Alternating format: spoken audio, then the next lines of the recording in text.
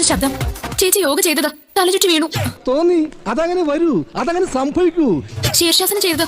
ശീർഷാസനോ? Blood circulation reverse ചെയ്യുന്ന process അത് ഗുരുവിന്റെ കൂടെ നിന്ന് പഠിക്കേണ്ടതാ. എന്നിട്ട് എങ്ങനെയുണ്ട്? ഒന്നും പറ്റിയില്ല. മോശമായി പോയി. എന്ത് വിഡിത്താ നീ കാണിച്ചത്? ശീർഷാസനം ഒന്നും അറിവില്ലാതെ ചെയ്യാൻ പാടില്ല.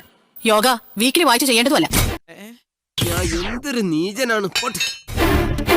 ഇപ്പൊ എങ്ങനെയുണ്ട്? എന്താ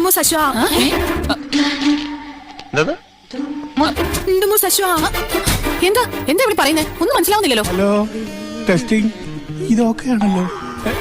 ചേച്ചി എന്താ ഇപ്പൊ പറഞ്ഞേ? വ്യക്തമായില്ല. ഇതെന്ത് ഭാഷയായി പറയുന്നേ? ഇത് തെലുങ്കും കന്നഡയൊന്നുമല്ല, ദൈവം ഉണ്ടാവുന്നതിന് മുമ്പുള്ള ഏതോ കാടൻ ഭാഷയാണ്. അതാണ്. അമ്മേന്നോ? അമ്മേന്നോ? ഇപ്പൊ ടെക്നിക്ക് പിടികിട്ടി. അമ്മേന്നോ? തിരിച്ചു പറയുന്നത് അമ്മേന്നോ? എപ്പോഴാ തുടങ്ങിയത്? ആശുപത്രിയിൽ ഒന്നും കാണിക്കായിരുന്നില്ലേ? ഇത് ഭ്രാന്തല്ല, വെളിവാടാ. അമ്മേന്നാ പറഞ്ഞത്. പൊന്നോ ഒടുക്കത്താ. പിന്നെ അമൃതേ, ഇവിടെ കൊണ്ടുപോയി എടുത്ത് ആ ഡോക്ടറെ വിളിച്ച് ചോദിക്കാം.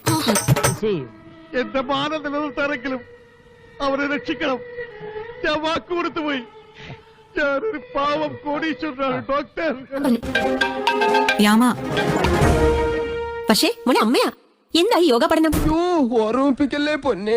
തുടുവേ നംസശാസ്ത്രി. ടിവിയില് നിങ്ങളുടെ പെർഫോമൻസ് ഒക്കെ കാണാറുണ്ട്. സമ്മതിക്കണം. നാട്ടുകാരെ മുഴുവൻ മണ്ടന്മാരാക്കി വലിച്ചുന്ന നിന്നെ ഒരു മണ്ടിയാക്കണം എന്നുള്ളത് എനിക്കുള്ള ഒരു ആഗ്രഹമായിരുന്നു. വർഷിക്ക് മനുഷ്യരെ പോലെ സംസാരിക്കാൻ പറ്റുന്നില്ല. അയ്യോ, അവള് മൃഗമായോ? അയ്യോ, ചുമ്മാ അല്ല നിന്നെ കാളയെന്ന് വിളിക്കുന്നത്. മൃഗങ്ങളായാലും ഇത്തിരിയൊക്കെ ബോധം. പറയുന്ന പോലെ. അയ്യോ, ചേച്ചിയുടെ പൂർവികന്മാര് അറബികളായിരുന്നു വല്യമ്മേ. സാറിന്റെ മാതാപിതാക്കൾ ആരെങ്കിലും എപ്പോഴെങ്കിലും കൃഷ്ണപുരം വഴി പാസ് ചെയ്തിട്ടുണ്ടോ? നീ അധികം വിളയല്ലേ?